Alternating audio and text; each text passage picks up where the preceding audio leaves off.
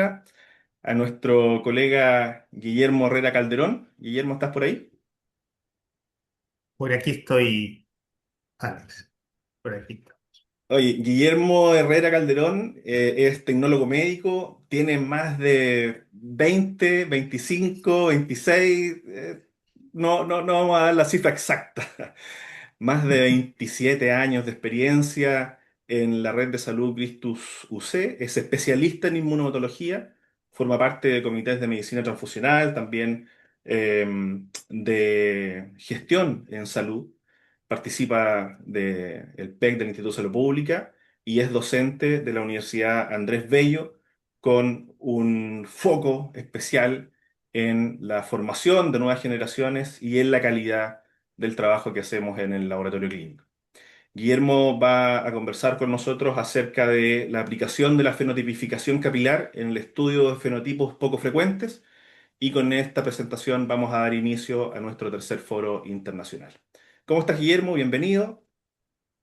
Aquí estamos con la energía para poder entregar lo que queremos mostrar un poco, que quizás no es algo novedoso, quizás es novedoso porque no lo usamos eh, a- frecuentemente. Y en la medida que hemos ido automatizando todo lo que es el laboratorio de inmunohematología, que es donde yo más me desempeño, hemos ido olvidando los métodos de tipo manual. Este método hace varios años yo se lo escuché a la doctora Nancy Benítez, que ella es una médico, bueno, de origen venezolano, pero que ella trabaja como referente en inmunomatología, es uno de los referentes en inmunomatología en Estados Unidos, en un centro de referencia de Florida. Y bueno, y luego llegó a mis manos un protocolo y como tengo esta desafío, no sé, o inquietud por entregar los conocimientos y la docencia, lo pusimos a prueba con un grupo de alumnos en una unidad de investigación y es un poco lo que les voy a contar. Comparto la presentación. Adelante. Ah,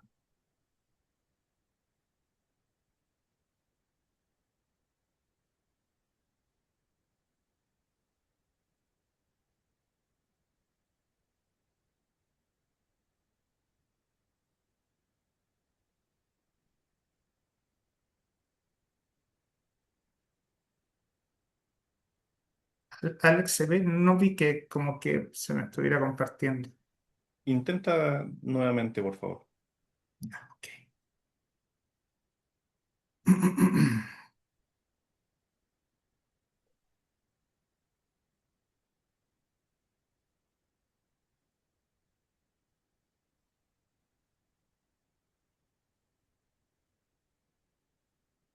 Ahí está perfecto. Ya, la vamos a poner en modo de presentación.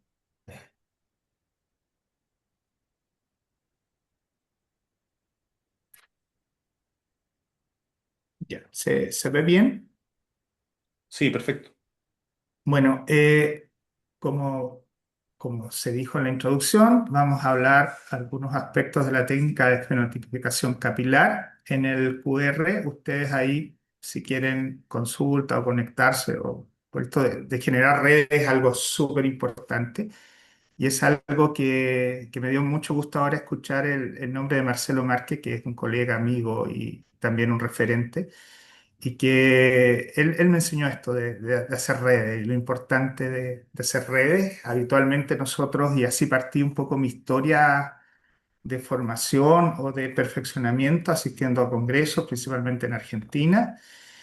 Al principio fue para conocer nuevos procedimientos, conocer, pero después me di cuenta que la mayor riqueza que había en los congresos era hacer las redes, tener contactos, que a veces uno los molesta a las 3 de la mañana por una duda que a lo mejor no es ni siquiera de uno y están ahí y te ayudan. Así que es tremendamente importante eso. A mano derecha tienen la portada de una revista de difusión de la Immunohematology que es la revista de divulgación de la Cruz Roja Americana. Es una tremenda revista. Lástima que no tenemos tanto acceso a ella, pero bueno, eso es un comentario aparte. Y en que en el año 2016 dedicaron dos números, perdón, de la revista a hablar sobre lo que eran los programas internacionales de donantes raros. En Estados Unidos o en el lenguaje inglés, el, el término raro no tiene la connotación que en español. Por lo tanto, siguen los programas llamándose de donantes raros. En nuestro país hemos cambiado eso con respecto a donantes poco frecuentes, por esto de las palabras que a veces provocan división. El fenotipo eritrocitario, ¿no es cierto? Es una práctica, perdón, que cada vez se ha ido eh, colocando más en boga en el sentido de los profesionales que trabajamos en medicina transfusional. Ya acá a mano derecha ustedes tienen la foto de una tarjeta en la que se practicó un fenotipo RH y KELP y que es sumamente importante porque tuve que editar esta foto porque la había sacado de internet y la que tenía previamente no habían colocado el control. Siempre uno debe usar el control de la tarjeta. Es un tema importante en la calidad y poder validar nuestros resultados. Si el control obviamente es positivo, invalida los resultados anteriores. Perdón. Habitualmente es una condición de prevenir la sensibilización, porque hoy en día es un tema súper importante evitar que los pacientes al recibir una transfusión formen anticuerpos, ¿ya? Aún así, que puedan ser anticuerpos eh, dirigidos contra antígenos que no son tan frecuentes como podría ser el KEL, ¿no? Un anti-KEL. Entonces, la primera medida que se debe realizar para evitar la sensibilización de pacientes que obviamente tienen el CUMS indirecto negativo es hacer transfusiones RH y KEL compatibles, es decir, que no, que los glóbulos rojos que vayamos a transfundir carezcan de los antígenos que el paciente eh, carece también. Es decir, si el paciente es E grande negativo, no le voy a transfundir glóbulos rojos G grande positivo. Y eso también extendido a KEL. ¿Y qué va a pasar, por ejemplo, con respecto a los pacientes que ya tienen anticuerpos formados? Lo ideal es transfundir fenotipo ampliado compatible. Ya no solo va a ser RH-KEL, sino que vamos a incluir en los antígenos DAFI, DAFI-A, DAFI-B, KIT, KIT-A y KIT-B, y los del sistema MNS. Y esto sobre todo en los pacientes con sickle cell disease, anemia falciforme. Por ahí, por allá, estuve tratando de encontrar el costo de hacer una fenotipificación ampliada. Les hablaba hace poco un tema de las redes, ¿no? Y producto de las redes, con mis conocidos de las empresas, nadie fue tan osado y nadie me quiso dar un costo, se fueron por desvío, depende de la metodología, depende. Ya bueno, en Argentina, el doctor Carlos González me habló de más o menos $600 por paciente, por fenotipo, ¿ya? Yo igual lo encontré un poco eh, elevado y usando inteligencia artificial llegué a un valor que creo se puede asemejar a un poco más a la realidad y en el que se habla de acuerdo a la referencia de Estados Unidos, sí, obviamente con otras realidades y costos, pero se habla más o menos que el costo de una fenotipificación considerando 10 a 14 antígenos es entre 100 y $200 por muestra estudiada, ¿ya? Que es igual, no deja de ser, es bastante oneroso y realmente está fuera de nuestro alcance. Y esto para evitar la sensibilización, ¿no es cierto?, de aquellos pacientes con mayor riesgo. Y dentro de esto, recordar que el CUMS indirecto en pacientes existe en estadística, en lo que se dice en la referencia, un porcentaje de 3% a 40% de las muestras que estudiamos de pacientes transfundidos van a dar positivos y esto va a obligar, ¿no es cierto?, a hacer la identificación y transfundir PC negativo, antígeno negativo frente a los anticuerpos identificados. ¿Ya? ¿Por qué 3% y 4% y 40%? Porque el porcentaje mayor se lo llevan los pacientes que padecen de anemia falciforme, porque ellos a lo largo de su vida reciben muchas transfusiones. Eh, Tenemos que considerar también las eritroféresis que se realizan cuando padecen de sus crisis y obviamente ahí se transfunden en un procedimiento muchos glóbulos rojos para hacer el cambio de hemoglobina S a hemoglobina A. Y obviamente es un alto costo el que tenemos que considerar para una fenotipificación de pacientes como los detallamos en los puntos anteriores, ¿ya? Esto nos hace difícil el poder, para todos los servicios de sangre, mantener un estándar de fenotipificación ampliado. Y ahora nos vamos a otro aspecto que es sumamente importante y un poco el origen de por qué hacer el fenotipo a través de técnica capilar, que es los fenotipos poco frecuentes, ¿no es cierto? Desde el punto de vista de definición, son personas que carecen de antígenos comunes y esto va a variar, depende del lugar geográfico en que estemos o de la etnia de las personas de interés. Por ejemplo, se dice que en Sudáfrica es 1 en 100, o sea, es bastante frecuente. En Francia, cuando una persona carece de un antígeno con una frecuencia de 1 en 250, se dice que carece de antígenos comunes o que tiene un antígeno poco frecuente.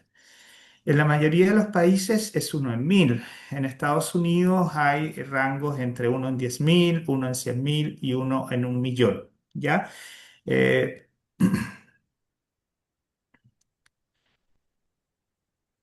Esto, y de alguna forma es también una invitación a participar del Grupo Cooperativo Iberoamericano de Medicina Transfusional, que dentro de sus variadas líneas de trabajo, para fortalecer lo que es la medicina transfusional en Iberoamérica, en América Latina, se creó ya hace un tiempo el grupo de donantes poco comunes del registro del GESIAN. Actualmente, a marzo del 2025, se tienen inscritas 178 personas que están fidelizadas y están dispuestas a donar sangre. Estos donantes, como podríamos decir, en fresco, no es que estas unidades estén criopreservadas, sino que son donantes que han sido fidelizados en cada uno de los centros de todos los países que está participando. Chile claramente también participa de ello. Eh, con nuestro referente, que es la doctora María Antonieta Núñez, ella es la referente con respecto a el estudio de los donantes poco frecuentes. Ella hace un trabajo al igual que el ISP a través del Laboratorio de Referencia e Inmunomatología también participa apoyando la tipificación molecular. Todos los estudios requieren, además de los estudios serológicos, que ahí estaría el fenotipo, requiere también una confirmación molecular y por último una acción del donante a ser llamado cuando así se requiere. Y así, por ejemplo, tenemos individuos, 48 individuos que son chelanos, es decir, que son homocigotos para el antígeno K1 o KEL de los diferentes grupos. Tenemos individuos Diego B negativos, es decir, que son individuos Diego A, 29 individuos que están estudiados y fidelizados. Tenemos DAFI nulo, Luteran, Luteran nulo, ¿ya? E incluso, esto es el reporte latinoamericano, ¿no es cierto? Y tenemos el orgullo, ¿no es cierto?, por así decirlo, de que de Chile y de esta red, de la red Salud Cristo, estamos aportando una donante con un fenotipo Bombay que está en categoría ya como para ser utilizada en alguna persona que así lo requiera. Y así hay otros fenotipos, incluso también se tiene caracterizado lo que son donantes para antígenos plaquetarios, ¿no? HPA1 negativo. Esto tiene la suerte de poder seguir creciendo.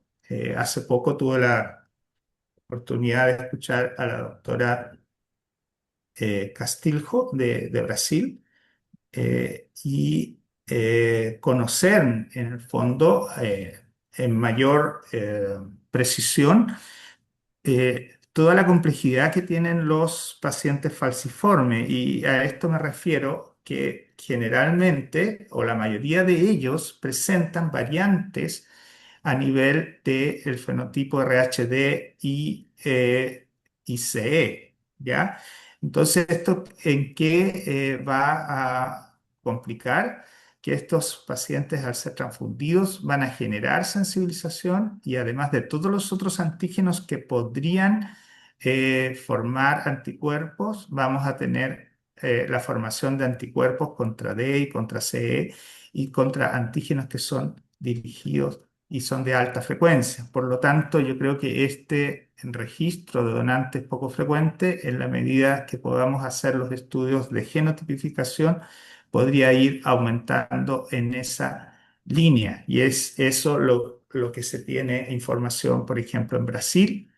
En Chile tenemos poca información de ello. Es cierto que desde nuestra formación, desde nuestra etnia básica, no tenemos un problema de anemia falciforme, pero obviamente con la suerte de la emigración de personas provenientes de latitudes en el que hay un mayor componente de alelos africanos o africanos americanos, eso va y conlleva en el fondo la expresión de estos fenotipos que son fenotipos poco frecuentes y que obviamente se sensibilizan y generan anticuerpos dirigidos contra antígenos frecuentes.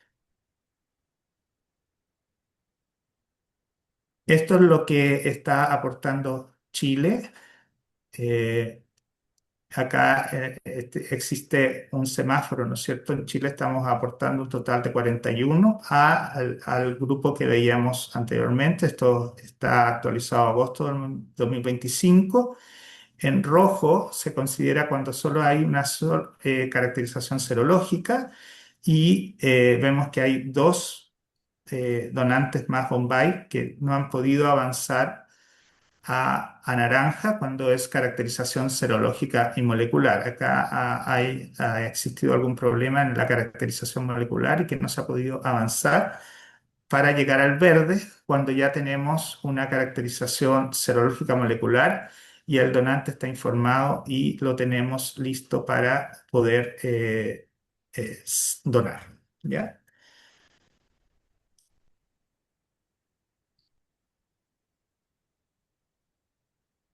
insistir en el Grupo Cooperativo Iberoamericano de Medicina Transfusional, de participar del grupo, de hacer aportes, hacer preguntas. Ellos hacen bastantes cursos que son muy educativos y necesarios para mantenernos informados y actualizados en lo que es la medicina transfusional.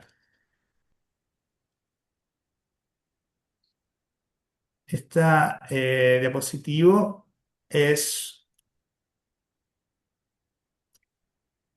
refiere a una unidad de investigación que se realizó en, en la Universidad Andrés Bello, pero sede de la quinta región de Valparaíso, Viña del Mar, y que conlleva el trabajo, ¿no es cierto? Que es un trabajo, yo diría, inédito dentro de los centros de sangre en nuestro país.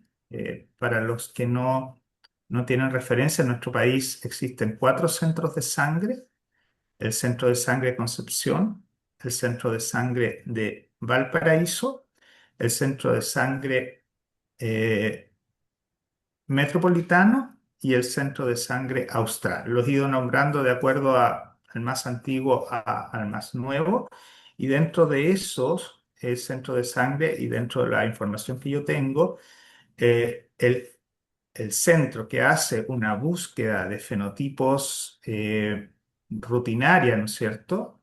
Obviamente teniendo ciertos parámetros como respecto, por ejemplo, a que son donantes voluntarios, donantes altruistas, que son de un grupo particular, puede ser, ¿no es cierto? Que son OPOSI, por ejemplo, que realmente podríamos transfundir los glóbulos rojos a cualquier paciente.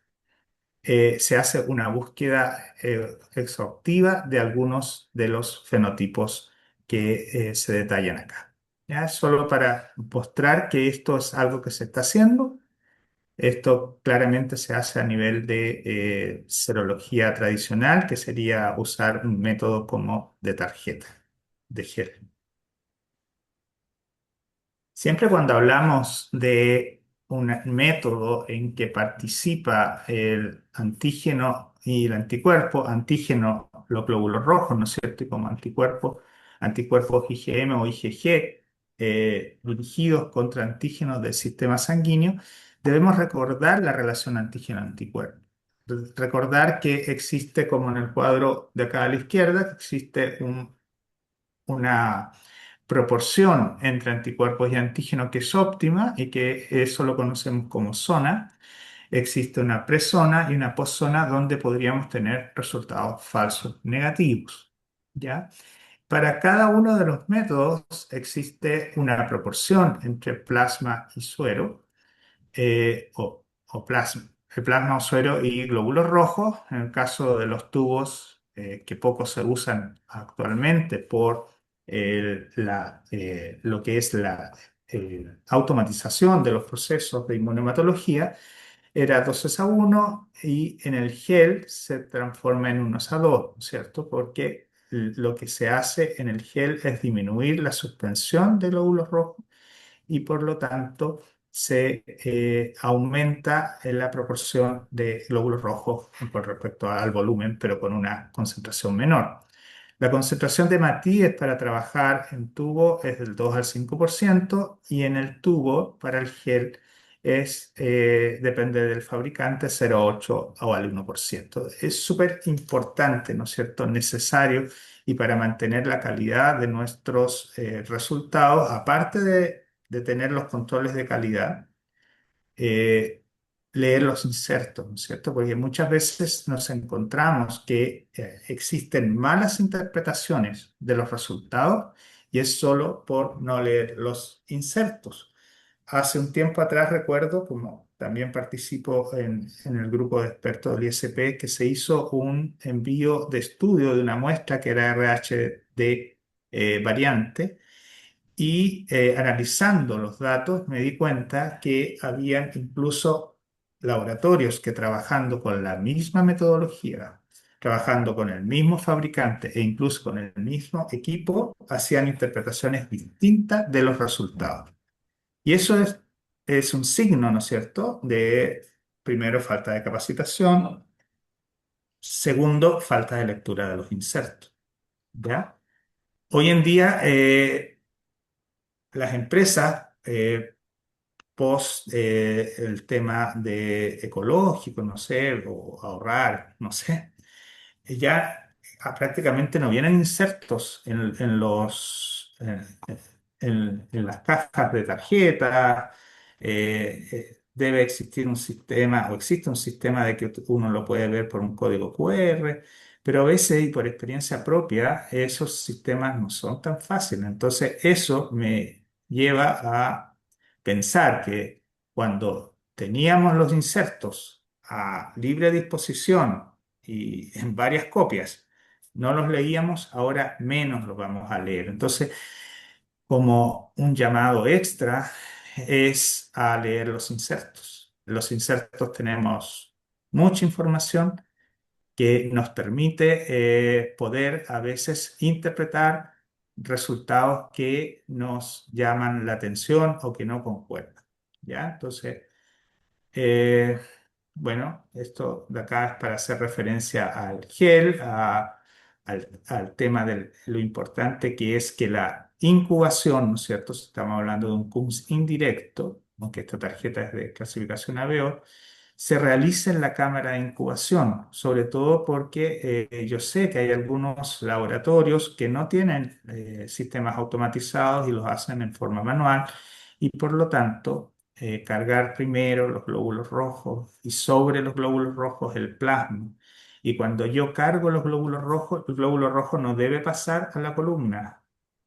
¿Por qué? Porque obviamente ya estamos disminuyendo un tema de sensibilización, de exposición de números de glóbulos rojos a los anticuerpos probables que estamos tratando de detectar. Eh, También recordar que los interferentes, ¿no es cierto? Probables interferentes van a quedar acá al centrifugar. Al centrifugar van a bajar solo los glóbulos rojos y probables anticuerpos que están unidos a ellos. Entonces, esas son situaciones que debemos tener en consideración. Situaciones que también, y vuelvo a repetir, aunque parezca demasiado insistente, leer los insertos.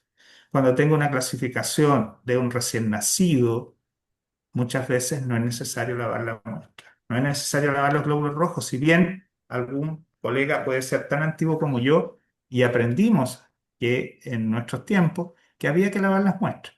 Pero en esos tiempos, por ejemplo, la toma de muestra del cordón y para la clasificación del recién nacido se realizaba por un método de ordeña, es decir, se ordeñaba prácticamente por la matrona, el obstetra, el cordón, y por lo tanto, con esa ordeña iba mucha gelatina de Barton al tubo, y eso era lo que provocaba, obviamente, las interferencias de aglutinación. Hoy en día las punciones son limpias, son realizadas por punción del cordón, no es una ordeña, se punciona, por lo tanto no tenemos ese problema. Con los sistemas de tarjeta está incluido el control.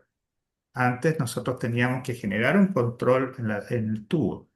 Eh, y si el control da positivo, obviamente eso implica que hay alguna interferente, que puede ser un aumento de las proteínas muy excesivo, que yo hace prácticamente 5 o 6 años, cuando tengo que hacer mis rutinas de trabajo en el banco de sangre, no lavo las muestras y nunca hasta la fecha he encontrado una muestra que tenga gelatina Barton. Sí hay que tener un cierto cuidado porque como no son muestras de extracción muy limpia y a veces no mantienen o conservan las relaciones de sangre y anticoagulante, pueden venir coágulos. Y lo que yo realizo es verificar que no existan coágulos en la muestra y si no existe, principalmente para cuidar el equipo y la sonda del equipo.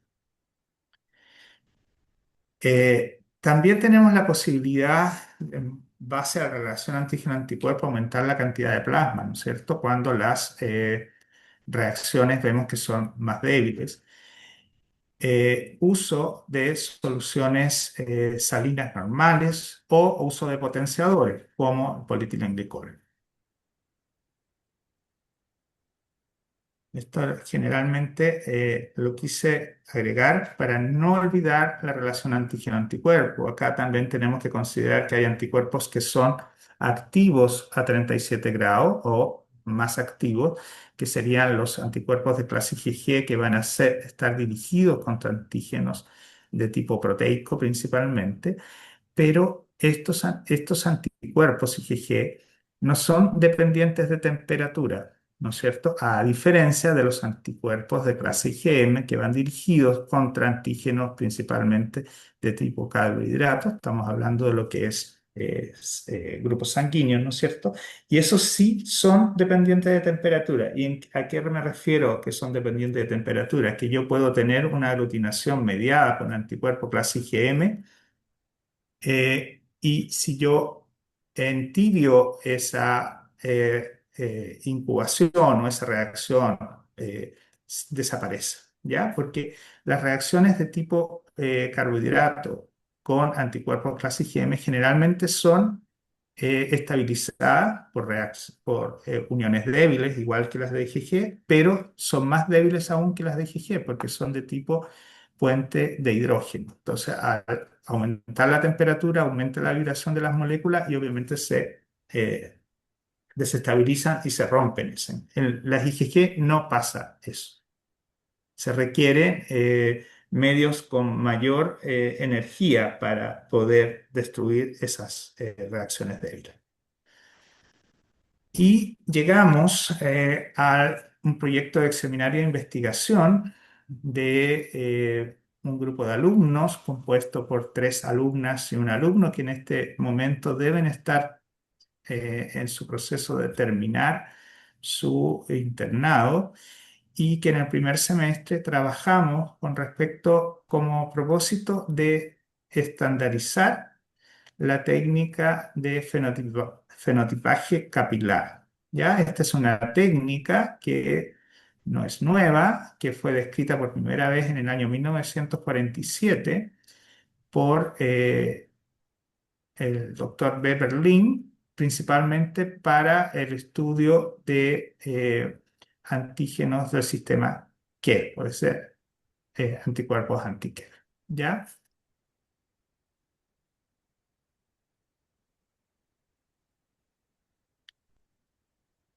¿Cómo obtuvimos la información? ¿Cierto? Y aquí paso un-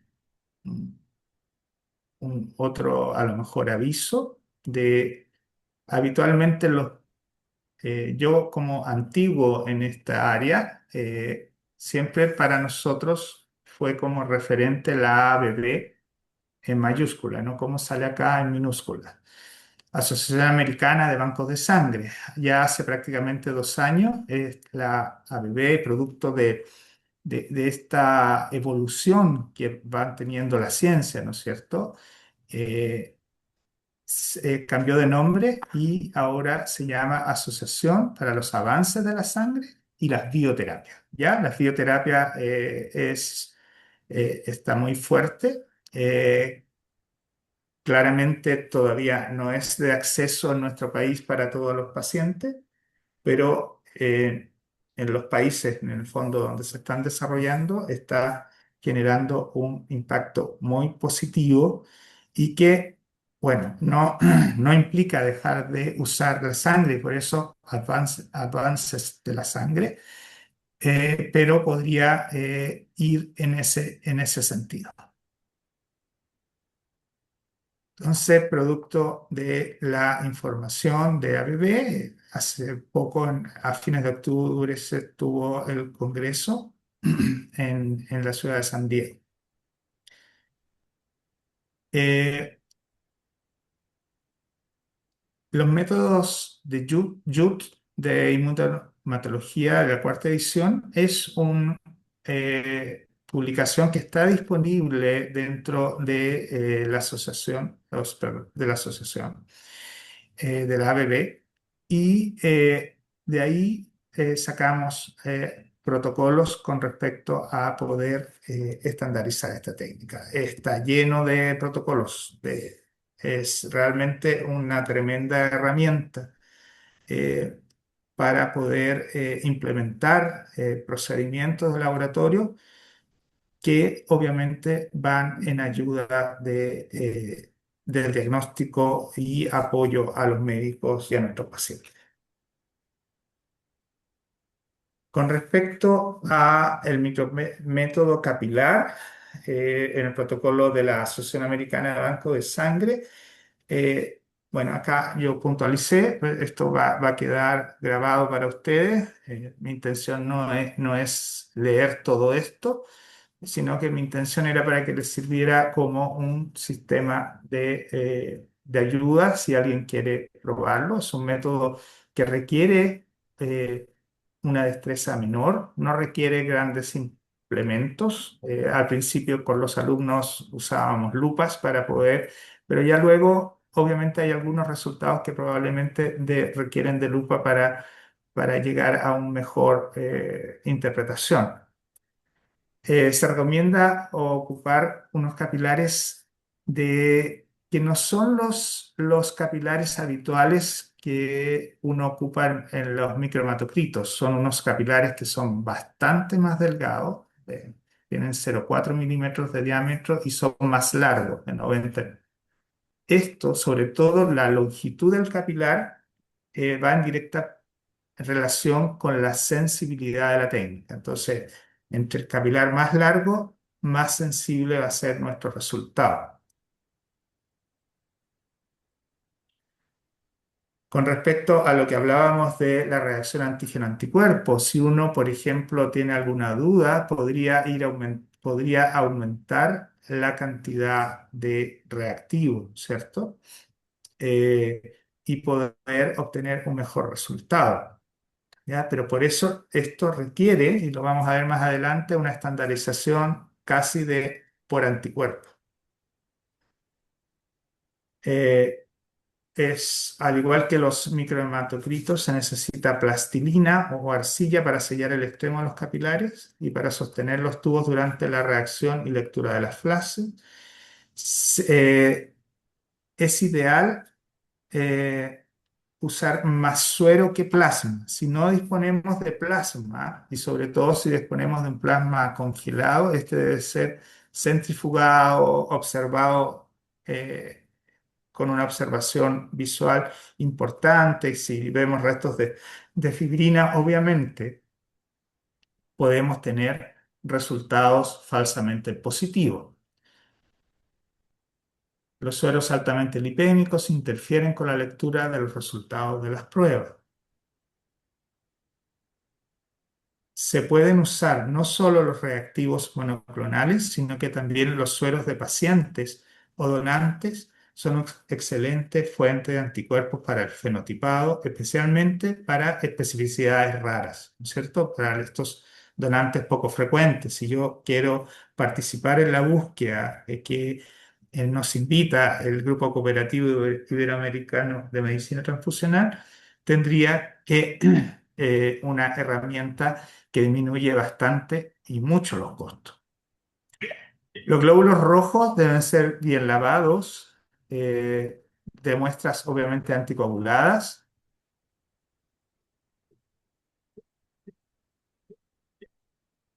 Los glóbulos rojos reactivos de fuentes comerciales también son una fuente satisfactoria.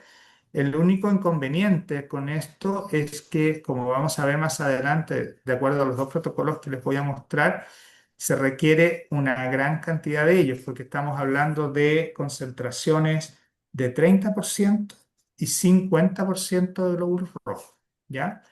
El tema es que los volúmenes son muy pequeños, pero las concentraciones son altas.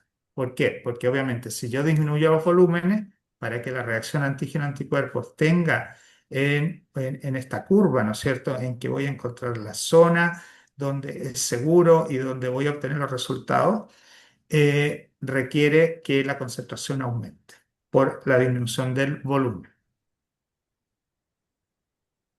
Eh, la disminución del volumen y el diámetro, porque, por ejemplo, si uno podría decir, bueno, si necesita aumentar el volumen, use los tubos de micromatocrito. El problema de los tubos de micromatocrito, como tienen un diámetro mayor, bastante mayor, lo que pasa es que el- el pasaje, ¿no es cierto?, de los glóbulos rojos por el plasma, donde van a estar los anticuerpos, es muy rápido y no logra sensibilizar esos glóbulos rojos y por lo tanto no vamos a obtener el resultado esperado.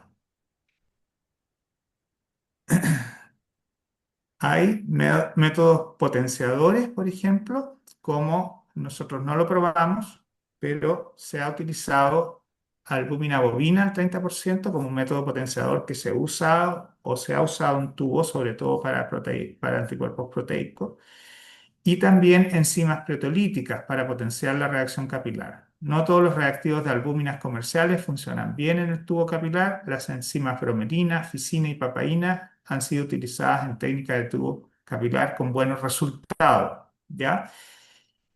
Tampoco lo probamos en nuestra unidad de investigación que realizaron los alumnos.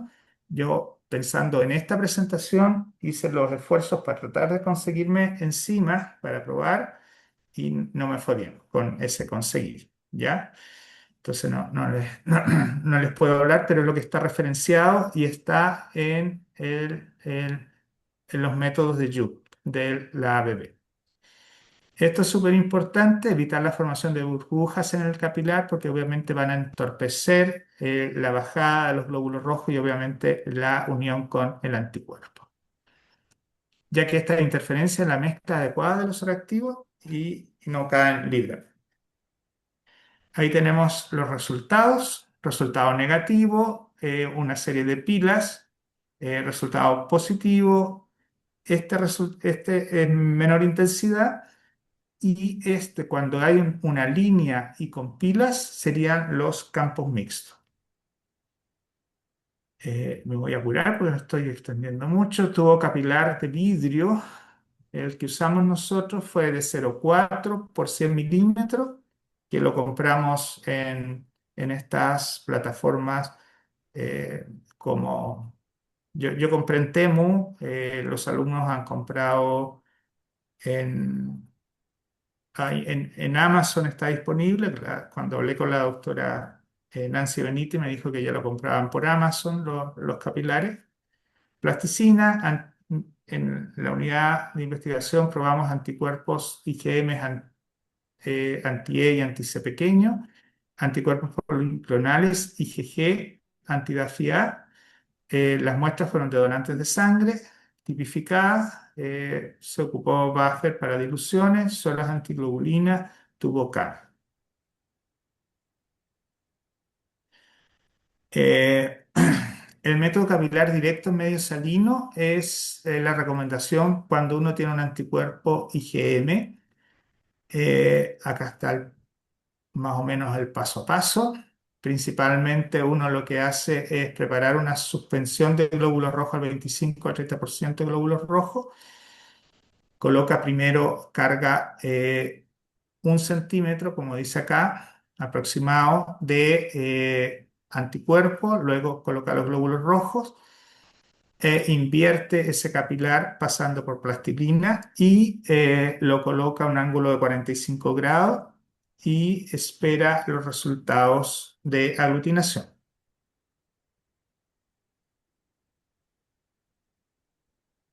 En el cuadro de la izquierda observamos una tabla publicada, ¿no es cierto?, en el año 1981 con respecto a la comparación de técnica capilar y técnica en tubo, y en el que claramente se ve las mejoras con respecto a la disminución de los volúmenes de anticuerpos. ¿Ya? De 50 a 100 microlitros que uno ocupa en tubo pasa a 3 microlitros a 25 microlitros. Eh, Nosotros participaron 4 alumnos, teníamos 4 muestras. Estas muestras se realizaron en triplicado y cada alumno realizó esta muestra. Por eso este número tan grande de determinaciones, pero al final eran 40 muestras. algunos anticuerpos, ¿no es cierto? Estamos hablando de IgM. Fue diluido 1 en 16, como consideramos. Estos previamente se hicieron titulaciones, tanto en tubo y en capilar, de los anticuerpos y decidimos, o decidí que, porque uno de los propósitos era demostrar que se optimizaba con respecto al volumen, es diluir el anticuerpo en albúmina al 4% humana, 1 en 16. Y que fue 1 en 16 porque fue el último tubo con reactividad de 3 cruces, tanto en tubo como en tubo. En tubo principalmente, y con eso logramos hacer el método en el capilar.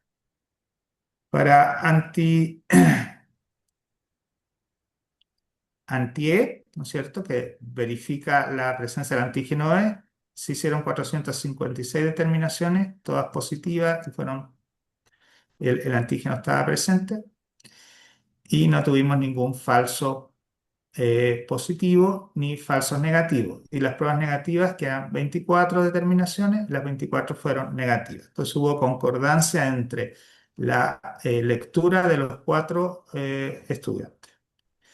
Acá, cómo se ve la aglutinación, ¿no es cierto? Estas pilas, todos estos resultados son positivos. Acá un poco de lo que yo estuve haciendo previo para la preparación de esta charla.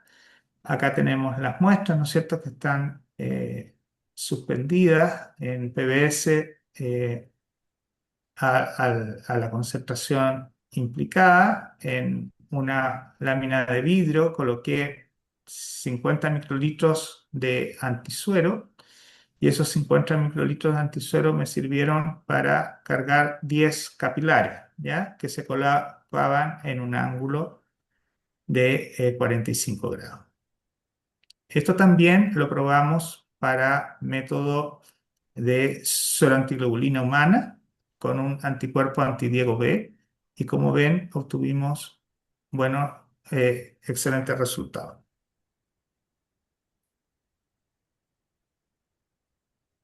Para la técnica de anti-DAFI, ahí obtuvimos resultados más no concordantes, en el que encontramos que había un 81,88 de verdaderos positivos, un 7,5 de falsos positivos y los verdaderos negativos un 2,5 y falsos negativos un 8. O sea, acá tenemos un poco más de ruido, pero lo más probable es que todo esto se debe a un tema de lectura de los alumnos.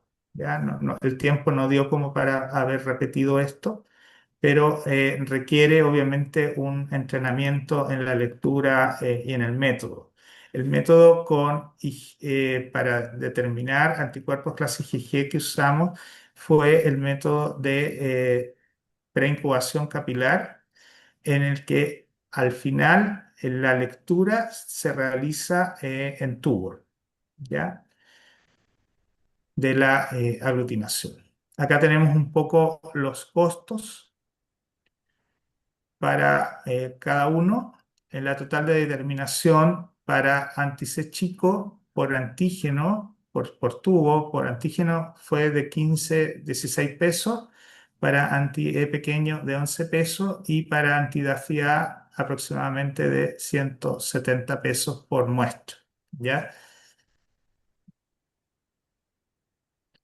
Dentro de las conclusiones podemos decir que este método de técnica capilar es costo eficiente para la fenotipificación, recomendado para fenotipicar antígenos de alta frecuencia, ¿no es cierto? Que obviamente eso va a elevar mucho los costos si yo los hago por un método tradicional. Requiere evaluar cada anticuerpo previamente, anticuerpos monoclonales y policlonales. Se deben incluir en cada corrida los controles, ¿no es cierto? Como en todo método, y se aconseja correr grupos de 10 muestras simultáneas. Eso es una recomendación que nosotros seguimos y realmente es ideal no aumentar ese número porque si no, como es una técnica totalmente dependiente operador dependiente, aumentaría los desvíos y errores. Y con eso estaría terminando mi presentación. Creo que casi me acoté al tiempo, no sé, Muy, Alex. muy puntual en el tiempo, estimado Guillermo. Que bueno, ya en un momento me empecé a preocupar. No, súper bien en el tiempo. Oye, si es Dejo que de hay alguno de compartir nuestros ahora. participantes Dejo quisiera de- hacer alguna pregunta, puede escribirla ahí en el botón de questions que está en la parte inferior de la pantalla. Y mientras tanto, bueno, sorprendente la diferencia en costo, ¿ya? Desde los Sí. $200, que era la alternativa más económica para la fenotipificación en gel, a costos que son bastante más, digamos, eh, asequibles para un laboratorio tradicional, pero requiere también a lo que yo puedo observar y tal vez ahí la audiencia puede coincidir conmigo, que va a requerir de mucha especialización de parte del operador, porque sin duda es operador dependiente. Entonces, principalmente los costos van a estar asociados con el recurso humano. No sé si tienes esa impresión, Guillermo. Sí, mira, yo concuerdo completamente y que realmente tiene una orientación más como para laboratorios de referencia, que permite en el fondo hacer estudios, porque, por ejemplo, tienes una persona con un anticuerpo dirigido contra un antígeno de alta frecuencia y tienes que buscar. Yo, por ejemplo, he ido por las rutas de sangre que hace el centro metropolitano y ellos tienen la plataforma, tienen equipos automatizados, entonces para ellos es fácil hacer 1 millón de pruebas de compatibilidad. No, no hacen 1 millón, pero por ejemplo, si no recuerdo, 200 PC.